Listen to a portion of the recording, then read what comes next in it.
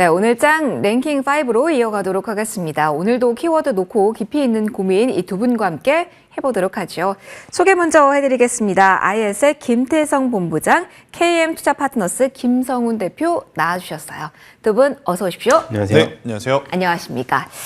자, 금요일 같기도 하고 월요일 같기도 한 오늘입니다. 소화할 뉴스가 많은데 경계감을 가져야 되는 시점인데요. 그 포인트 잡고 하나씩 키워드 열어보도록 하겠습니다. 일단 첫 번째는 반도체에 할 이야기가 많아서 따로 떼어서 고민을 좀 해보려고 합니다.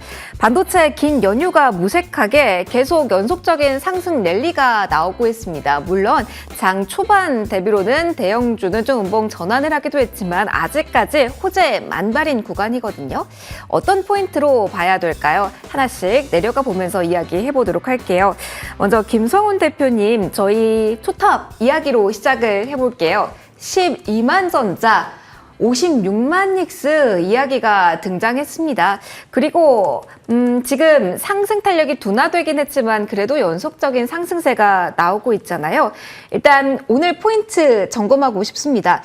계속 이렇게 반도체에 대한 기대감을 끌고 가도 되는 구간인지, 오늘까지 이렇게 강하다라는 부분에서 얻을 수 있는 힌트 대표님 뭐가 있을까요? 지난 추석 연휴 동안에 미국발 호재를 한 번에 이렇게 좀 오늘 반영을 한 것 같고요. MSCI 한국 지수로 보면은 도합 합산을 하면은 쉬는 이제 기간 동안에 한 2% 정도 상승을 이제 예상을 하는 상황에서 삼성전자와 SK하이닉스가 사실 이 슈퍼사이클보다 초슈퍼사이클이라고 제가 이제 명명을 해야 될 것 같은데요. 자고 일어나면 목표 주가를 상향하는 레포트들이 맞습니다. 쏟아지고 있고요.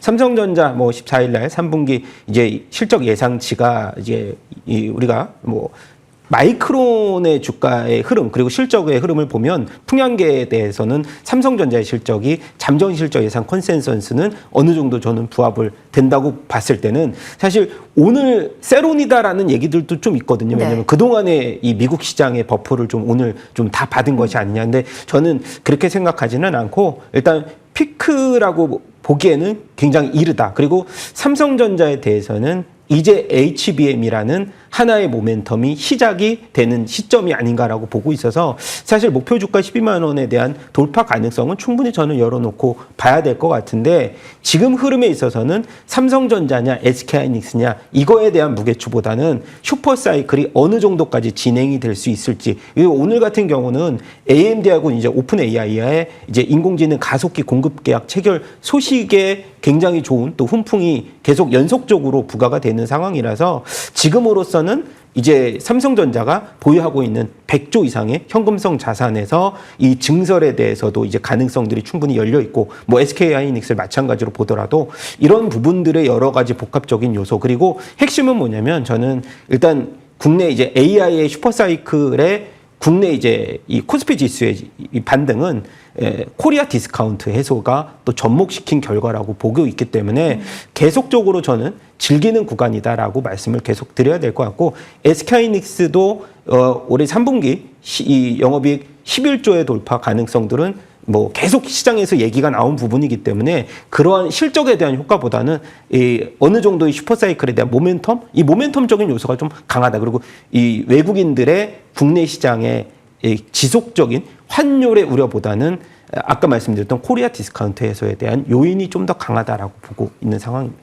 그러면 뭐 다음 주 화요일 날 있는 삼성전자의 잠정 실적 전후로 해서는 특별한 대응은 하지 않아도 된다라는 힌트를 주신 거고, 그럼 삼성전자 HBM 이야기를 조금만 더 대표님 해볼게요. HBM의 날개를 이제 달았다라는 표현을 해주셨잖아요. 뭐 회사 측에서 이렇다라고 이야기한 거 아니지만 거의 기정사실화, 엔비디아 문을 뚫었다라는 쪽으로 지금 시장이 해석이 되고 있는 듯한데, 그러면 이 이슈가 오늘 장에 반영이 온전히 된 거라고 봐야 돼요? 아니면 이거는 가이던스를 확인한 이후에 모멘텀이 강화될 수 있는 틈으로 남겨둘 수 있는 걸까요?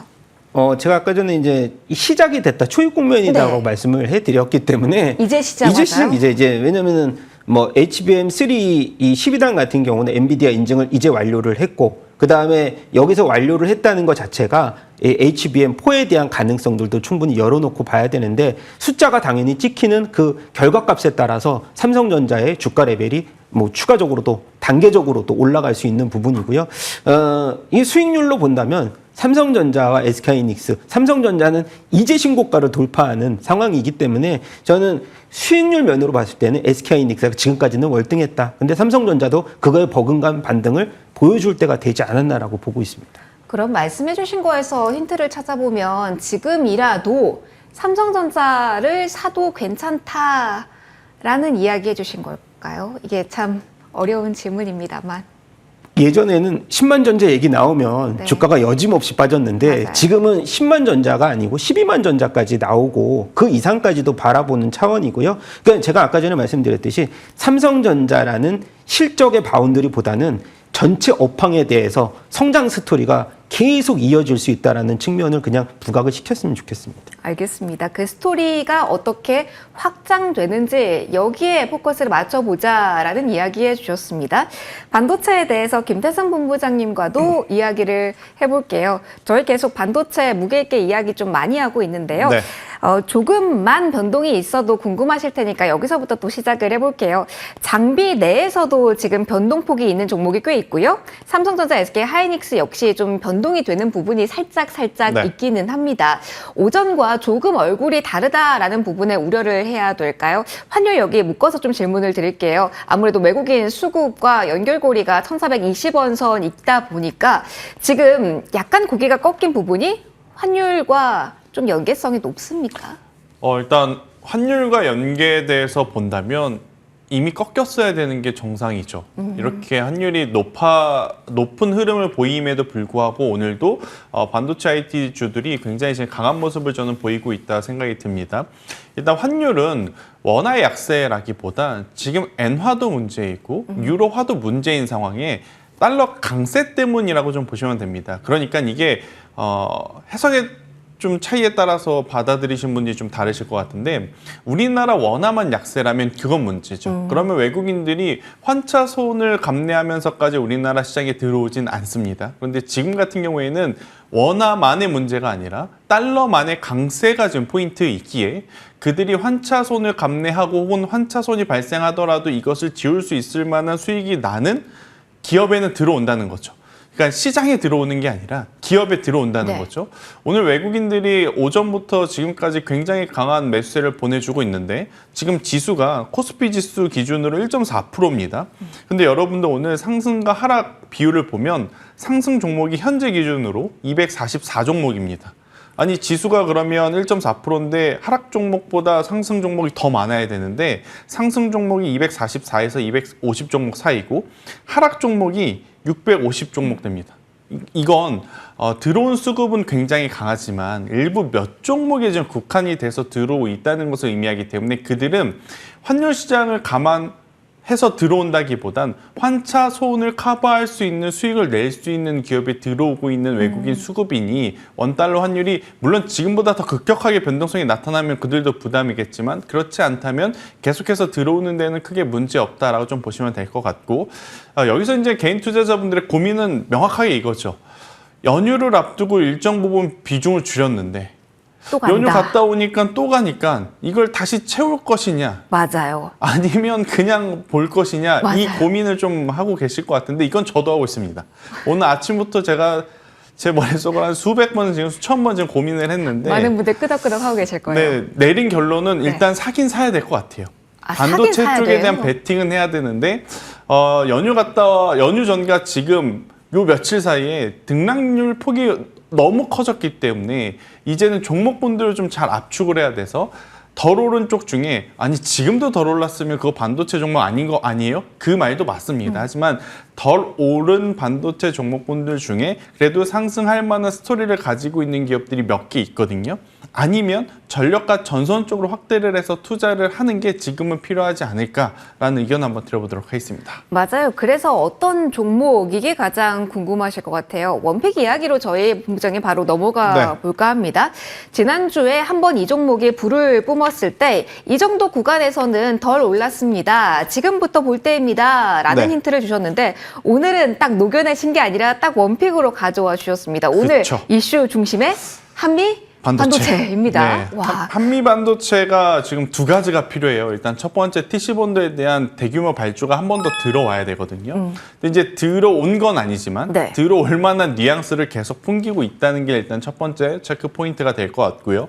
두 번째로는 지금까지 반도체 장비 쪽에 가장 많은 공매도 물량 비중이 높았던 기업이 바로 한미 반도체입니다. 그런데 오늘 이렇게 15%대 이상의, 그러니까 두 자릿수 이상의 상승세가 나타났고, 여기에 만약 추가적으로 다음 주에 추가 상승이 나오게 되면 지금 가장 마음이 불편한 쪽은 어디냐? 한미 반도체 공매도를 친 쪽들이 가장 불편합니다. 아하. 그러면 그쪽들이 커버를 하려면 어떻게 해야 되느냐? 현물에서 한미 반도체의 주가를 사야지만 방어를 할 수가 있어요. 그런 현상을 우리가 숏스퀴즈라고 불리우는데, 저는 그런 현상이 나타나게 되면 지금 모든 투자자분들의 마음이 다 똑같을 겁니다. 다른 종목분들이 다 너무 부담스러워. 그런데 한미 반도체는 이제 출발했기 때문에 여기서 한 번 더 시세가 나올 가능성이 높아라는 것들이 모아지면 저는 굉장히 강한 시세 분출을 한 번 더 나타낼 가능성이 높아서 오늘의 종가 기준으로 한번 트레이딩 전략을 세워보시는 게 어떨까 싶고, 만약 추가적으로 상승을 한다면 14만 원과 15만 원을 저는 1차, 2차 목표가로 나눠서 대응을 하시는 게 맞을 것 같고요. 대신에 밀려온다고 했었을 때 손절 라인은 지난주, 그러니까 연휴 갔다 오기 직전의 종가를 저는 손절 라인으로 잡았을 경우에 어떻게 보면 손익비가 저는 굉장히 네. 좋은 자리라고 좀 보여져요. 아니면 이제 다른 반도체 종목군들 같은 경우에는 지난 약 10에서 15거래 동안 너무 가파르게 올랐기 때문에 쫓아가는 것도 부담스럽거든요. 그래서 한미반도체처럼 손익비가 좋은 쪽, 뭐 오늘은 제가 한미반도체만 이야기 드렸지만 오늘 흐름 보니까 니노공업도 저는 괜찮더라라는 이야기까지 드려보도록 하겠습니다. 알겠습니다. 짧게만 이거 같이 질문 드려볼게요. 한미반도체 이야기가 나왔고 TC본더가 중요하다라는 이야기가 나왔으니까 많은 분들이 하나비전은 어떻게 보세요? 라고 궁금해하실 것 같아서요. 이전에 이 공방전에서 같이 비교하면서 보신 분들도 많으셨을 것 같은데 네. 지금 자리에서 하나비전과 한미반도체 비교하면서 타이밍을 볼 필요도 있을까요? 그러니까 기술적으로는 한미반도체가 월등히 앞서 있을 수밖에 없어요. 네. 그런데 이제 향후에 하이브리드 본딩이라고 하는 기술에 대한 기대감 때문에 우리가 하나비전을 봤지만, 실제 하이브리드 본딩은 실질적으로 존재하기가 조금 현재로서는 어려운 상황. 그들도 지금 개발을 열심히 하고 있는 상황이다 보니 그것들이 확인이 되면 아마 주가가 65,000원 위로 올라올 겁니다. 아하. 그때 저는 쫓아가도 늦지 않지 않겠는가라는 전략을 드려보도록 하겠습니다. 한번 돌파가 나와야 된다라는 포인트 언급해 주신 겁니다. 반도체 중심으로 이야기 쭉 풀어나가 봤고요. 조금 넓게 IT로 봐서 또 다른 고민 이어가 보도록 하죠. 자, OLED 시장에 대한 관심도 이어집니다. 그러면서 대형 IT에 대한 매수 열기도 뜨겁게 현재 시장에서 확인이 되고 있는데요. 김성훈 대표님, 저희 쪽 이야기 해보죠.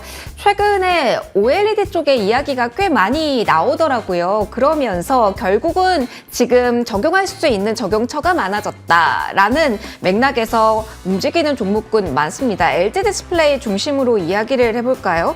연간 흑자에 대한 이야기까지 나오잖아요. 실적, 그러면서 수요 증가, IT 대형주에 대한 메리트도 지금 동시에 가져갈 수 있는 구간인지 궁금합니다. 네, 뭐 적자를 그동안에 너무 크게 내서 근데 맞아요. 잘 버텼다고 생각이 되고요.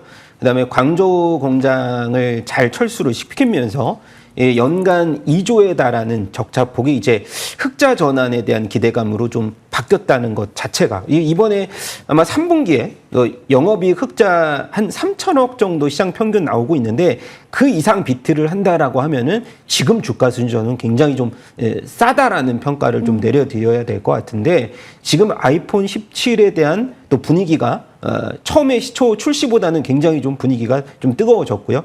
그리고 또 하나 우리가 핵심적으로 봐야 될 것은 아이폰 OLED 패널 이 비중이 원래 삼성 디스플레이가 50% 가져갔고, 그 다음에 이 BOE 비중이 한 20%, LG가 30%였는데 BOE 비중을 공급망 재편에 따라서 무역 갈등에 따라서 이 일부의 낙수 효과가 LG 디스플레이 쪽으로 가져갈 수 있다라는 얘기들이 좀 나오면서 LG 디스플레이가 파주 AP4 공장이 한 번 증설했다가 지금 또 증설을 하고 있거든요. 그것은 현실적으로 말씀을 드리면 아이폰 패널 일부가 이미 LG 디스플레이로 넘어왔다라는 증거가 될 수가 있기 때문에 그런 부분들로 종합해 봤을 때는 LG 디스플레이가 이번에 영업이익이 3분기 일부 3천억, 뭐 4천억 정도만 흑자가 전환이 되더라도 LG 디스플레이에 대한 평가가 시장의 평가는 굉장히 달라질 수 있다라고 저는 보고 있어서 지금으로서는 15,000원, 지금 6%대 오늘 반등폭을 보여줬는데 네. 사실 개인 투자자분들이 LG 디스플레이를 과거에는 아예 배제를 하고 이 맞아요. 많이 OLED 안 시장을 보셨어요. 봤거든요. 네. 그래서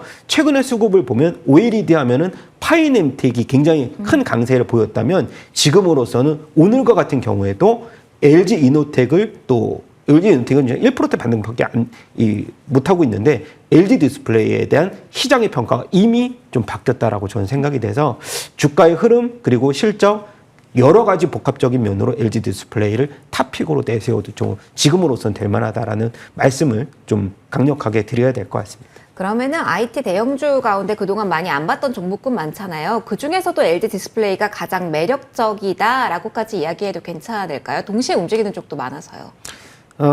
지금으로서는 뭐 사실 OLED 관련주만 보는 게 아니고 전체 이제 소부장 업체를 전반적으로 봐도 원익 IPS가 적자에서 2분기에 우리 예상보다 시장 예상보다 먼저 흑자로 돌아서면서 주가가 3만 원대에서 거의 지금 더블이 났어요. 그 와중에 흑자 전환에 대한 기대감은 두산테스나 그리고 또 하나가 LG 디스플레이거든요. 그래서 이 두 종목 정도에서 실적 발표 기대감에서 이것이 현실적으로 숫자로 딱 표현이 됐을 때 얼마만큼의 주가가 이 퍼포먼스가 날지는 제가 증권사 지금 TP가 한 2만 원대 좀 밑에 형성이 돼 있는데 아마 실적 발표되고 나서는 TP 상향은 충분히 나올 수 있다. 저는 그렇게 보고 있습니다. 알겠습니다. 실적 시즌 전후 기대해보자라는 이야기 해주셨습니다.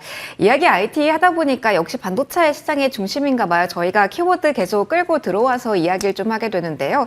외국인 수급과 그 심리 측면에서 히토류 이야기 연결고리 가지고 이어해보도록 하겠습니다. 본부장님과 이야기를 해볼게요. 사실 민감하죠. 반도체도 그렇고 여러 섹터를 봐도 히토류라는 핵심 광물에 대한 민감도는 시장에 분명히 있는데요. 이게 궁금해요. 항상 테마의 논리로만 대응했던 시절이 있었고 현실화, 장기화 될 수 있다라는 관점에서 시장의 논리 어떻게 셈법이 나올까 이 고민하던 시기도 분명히 있거든요. 지금 중국이 히토류 수출 통제 강화하고 있다라는 부분을 어떻게 봐야 될까요? 상한가 들어간 종목도 있어서 질문 드려봅니다. 지수가 안 좋으면 사실 이쪽에 더 관심을 가겠지만 네. 지금 아마 많은 투자자들의 머릿속에 히토류가 차지하는 비중은 굉장히 작을 겁니다. 그러니까 기존에 어찌되었든 좋든 싫든 가지고 계셔서 물려 계신 분들이야 오늘 상한가 혹은 오늘 두 자릿수 상승 그러면 내일도 갈 수 있을까? 이 생각을 하겠으나 없으신 분들 머릿속에 지금 현재 뭐뭐 이제 섹터와 기업이 자리를 차지하고 있느냐 제가 그래도 한번 나는 유출을 해보면 히토류는 굉장히 적을 것 같거든요. 지금 아마 다들 반도체 살까 말까?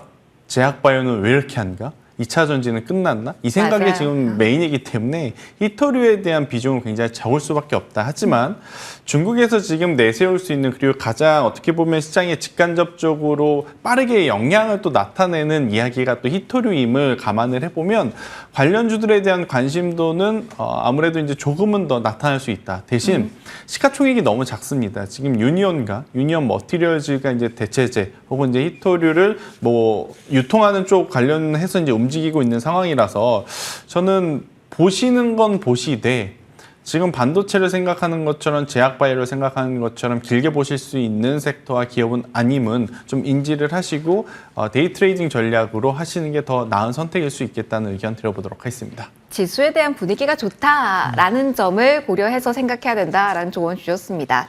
저희 다음 키워드로 넘어가 볼까요? 여기에서도 결국은 AI 수요에 대한 이야기를 할 겁니다. 그러면서 중요도 높은 키워드에 대한 관심은 이어지고 있는 상황인데요. 오늘 전력 설비 한 축 그리고 원전에 대해 또 다른 축 이야기 해볼 겁니다. 일단 LG 현대 일렉트릭 잡고 이야기해 볼까요? 본부장님 좀 이어가 보도록 하겠습니다. 오늘 장 초반부터 움직임이 나왔고요. 그간의 큰 조정도 연휴 전에도 없었거든요. 또 한 번 목표 주가는 시장에서 높게 보고 있는 상황입니다. 지금 전력 설비에 대해서는 어떤 스탠스로 대응을 해야 될까요? 워낙 전분기 실적 시즌에 좀 차가웠던지라 지금 점검 한번 부탁드릴게요.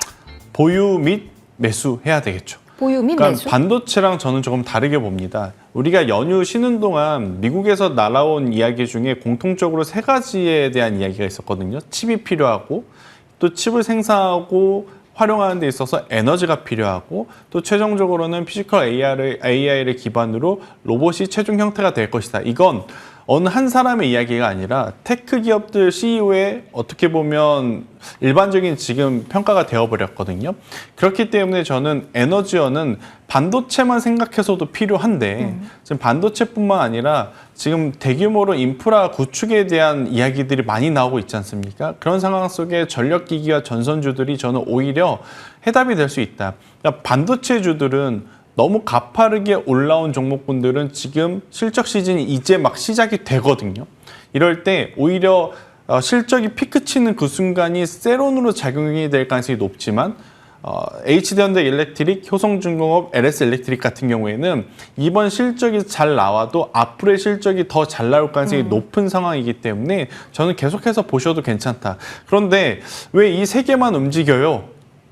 일진전기, 뭐 산일전기 뭐 이런 기업들도 올 초에는 같이 좋았잖아요 라고 생각을 하시는데 차이가 날 수밖에 없습니다. 이들은 미국의 생산 라인을 가지고 있는 첫 번째 차이점. 그리고 두 번째, 중소형 변압기는 이미 2분기부터 수출 데이터와 수출 단가가 정체됐습니다. 하지만 초고압 변압기는 수출 데이터가 여전히 성장하고 있는 것을 우리가 확인을 했기에 이들과 아무래도 이제 중소형 변압기 기업들의 주가 차이는 조금 날 수밖에 없음은 여러분들이 인지는 좀 하셔야 될 것 같고, 반도체가 부담스럽다 그러면 저는 전력과 여기에 또 우리 쉬고 올 동안 금가격, 은가격 많이 이야기했잖아요. 맞아요. 여기에 또 구리 가격까지 올랐어요. 아하. 구리 가격 오르면 전력과 전선도 같이 반응을 하거든요. 그래서 이쪽에 대한 니즈는 여전히 높은 상황이라서 저는 반도체보다는 속도는 덜하지만 방향성 자체는 같이 이제 우상향을 할 가능성이 높다라는 의견 드리겠습니다. 같은 길을 가고 있다라는 그렇죠. 측면 봐야 된다라는 이야기 해볼 겁니다.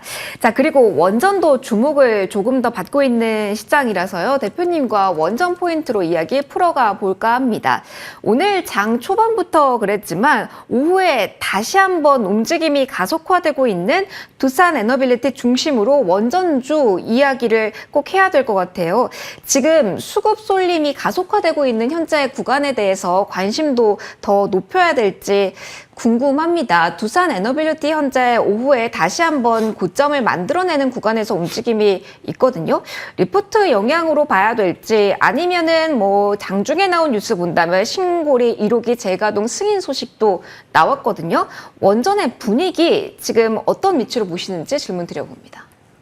두산 에너빌이 6월 30일 이후에 횡보를 한 3개월을 겪었잖아요. 맞아요. 7만 원을 네. 못 들었어요. 그러면서 사실 그동안 힘을 굉장히 세게 모은 것 같아요. 그래서 이번 돌파에서는 제가 이제 개장 방송 때도 머니스테이에서 핵심 종목으로서 한 2주 전에 두산 에너빌티 꼭 이제 돌파하면 보셔라. 근데 오늘 자리가 그 돌파 자리거든요. 오늘 딱 볼 자리네요. 네, 그렇죠. 그리고 사실 두산 에너빌리티 하면 당연히 다른 거보다는 볼 필요 없이 SMR만 보시면 되는데 내년에 뉴스케일 모듈 한 12기 수주가 관련돼서 사실 임박했다는 소식이 계속 들려오고 있는데 그것이 가시화된다라고 하면 두산 에너빌리티의 실적 지금 수주가 한 13조 정도 돌파가 있는데 이제 1년치, 2년치 매출 이 수주 잔고가 계속 쌓였다라는 증거로 봤을 때 이번에 4분기에 영업이익, 3분기는 뭐 말할 것도 없고 4분기에 영업이익이 한 3,700억 얘기가 나오고 있거든요.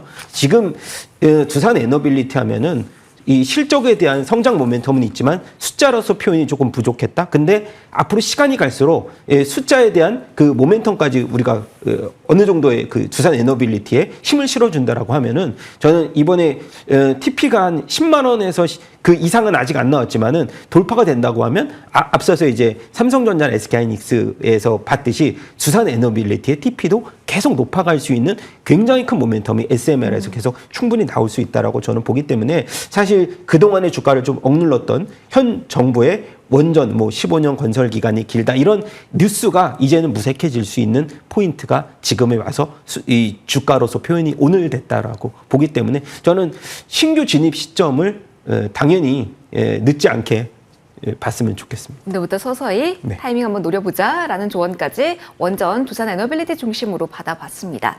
에너지 이야기 해봤고요. 오늘 대형주 가운데 그래도 눈에 띄는 강세 있는 쪽으로 시선 좀 이동해 보도록 하겠습니다. 네이버 카카오 오늘 자리를 어떻게 봐야 될지 포인트 좀 잡아보도록 할게요. 네이버 이야기를 먼저 하겠습니다. 대표님, 네이버 연결해서 좀 가도록 할게요. 네이버가 현재도 그래도 강세 국면이 유지가 되고 있습니다.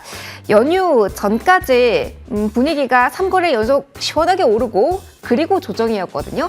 다시 증권가에서는 두나무 효과 이야기를 하던데 다시 긍정적인 상승 요인 봐도 되는 걸까요?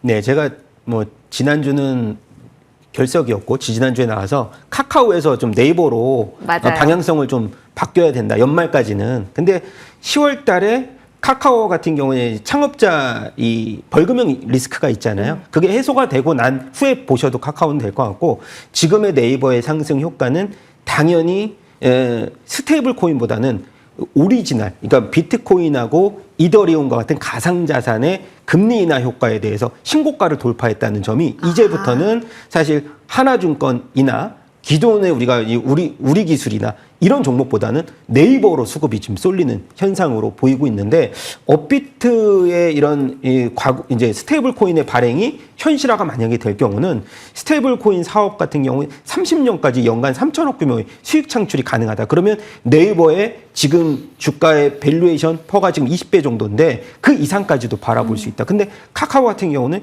현재 선행 PER로 봐도 지금 네이버보다 10배 이상이 높거든요. 그래서 그런 부분으로는 네이버의 이 점수를 저는 더 줘야 되는데 제가 카카오의 기존에 얘기했던 것이 오픈 AI의 협업이 아직까지는 수면 위로 확실하게 뭐가 발현이 됐다라고 보기엔 좀 어렵잖아요. 이미 주가는 많이 올랐고 6만 원까지. 그러면 현재 구간에서 추석 이후에 챗 GPT에 대한 모멘텀이 강화되면 그동안 하락한 분 정도는 만회할 가능성은 있나요? 가능성은 있는데 아까도 말씀드렸듯이 지금 이 김범수 의장에 대한 그 벌금형이 어느 정도는 리스크로 발목을 조금 잡고 있어서 그 부분이 해소가 돼야 되는데 왜냐면은 지금 7% 정도 지분을 갖고 있거든요. 그러면 벌금 확정되면은 10%까지 지분을 매도를 해야 돼서 이 매각이라는 리스크가 카카오는 아직까지는 좀 주가에 6만 원 이상을 돌파하기는 좀 힘들다라고 보고 있습니다. 알겠습니다. 조금 상단은 막혀있는 그 구간으로 네이버, 카카오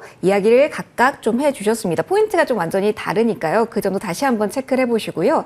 저희 네이버, 카카오 이야기하면서 어느 쪽으로 뻗어 나갈까 좀 고민을 했었는데요. 본부장님 사실은 AI 소프트웨어 쪽으로 매기가 빠져나갈까 이 질문을 드릴까 하다가 오후로 갈수록 수급의 중심이라고 한다면 또 로봇에 대한 이야기를 해야 될 것 같아서 여기서 좀 체크를 하고 갈게요.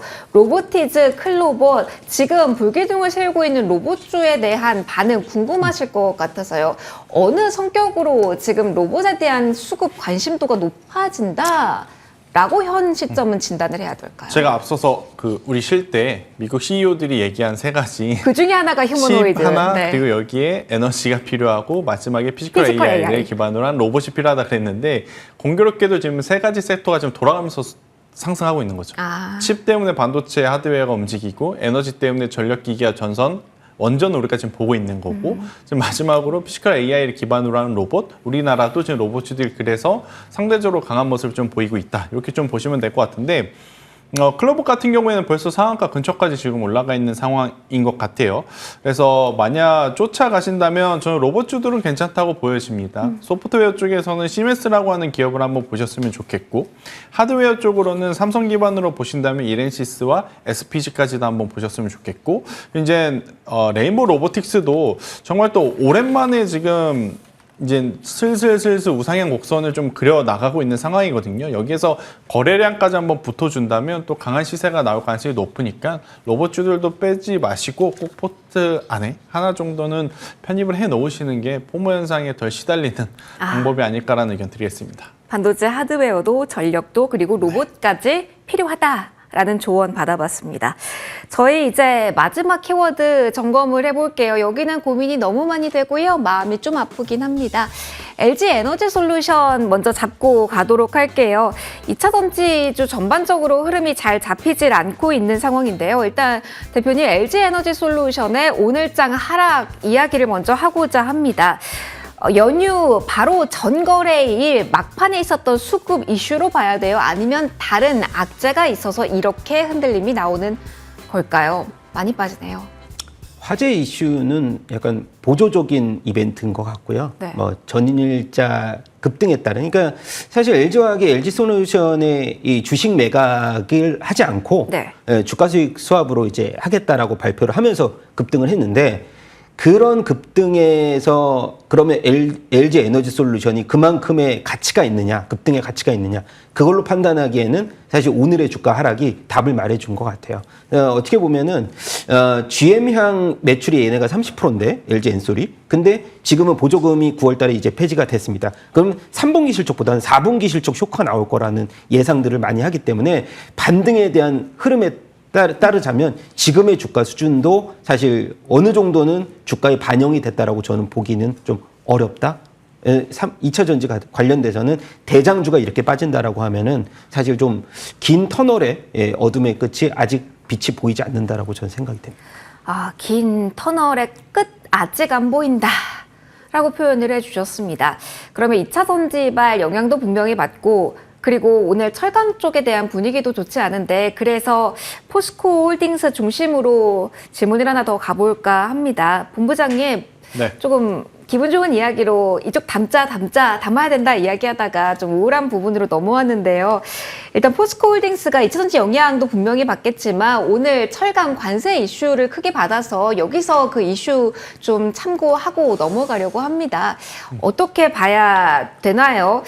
유럽도 그렇고 미국도 다 철강 수입 장벽을 높이고 있잖아요. 그 네. 충격파가 오늘 일시적으로 다 소화가 된 건지 아니면 계속 고려해야 될 이슈인지. 일단 조금은 더 보셔야 될 것 같고, 뭐 포스코홀딩스뿐만 아니라 최근에 철강주들이 강했을 땐 사실 본업 때문이라기보단 기대감이었죠. 그러니까 알래스카라든지 LNG라든지 이런 테마적인 뉴스 때문에 올라온 부분들이 있어서 그것들이 지금 다시 이제 도로 내뱉고 되밀림이 나오는 현상이라서 어떻게 보면 속상하지만 고점 대비 많이 밀렸다고 보지만 저는 그냥 원래 있어야 될 주가 수준으로 지금 내려온 상황이라고 보여져요. 그렇다면 지금 이 악재들을 모두 이겨내려면 결국 두 가지가 필요한 거죠. 일단 시간이 필요하겠죠. 그리고 이제 두 번째로는 그 시간 동안 실적에 대한 개선세라든지 신사업에 대한 어떤 발전성을 좀 보여줘야 주가가 올라올 수 있지, 그렇지 않다면 사실 지금 장벽을 높이는 이유는 중국을 확실하게 견제를 하기 위함인데 여기에 지금 옆에 있던 우리나라가 지금 타격을 입고 있는 상황이라서 중국을 계속 견제하려는 그들의 계획대로라면 시간도 굉장히 오래 걸릴 겁니다. 그렇다면 우리나라 철강주들이 살아남기 위해서는 어떤 새로운 신성장 동력들을 좀 보여줘야 되는데 그런 것들이 보여줄 만한 지금 기업들이 많지가 않기 때문에 전 철강주들은 추후에 시세가 혹은 추세가 좀 살아나고 다시 봐도 늦지 않지 않겠는가라는 의견을 드리도록 하겠습니다. 먼저 볼 타이밍은 분명 이쪽은 아니군요. 자, 오늘 골고루 시장의 시선이 향하고 있는 쪽 그 키워드에 대한 고민해봤습니다. 두 분과 함께했고요. 마무리하도록 하겠습니다. 김태성 본부장, 김성훈 대표 함께해 주셨습니다. 고맙습니다.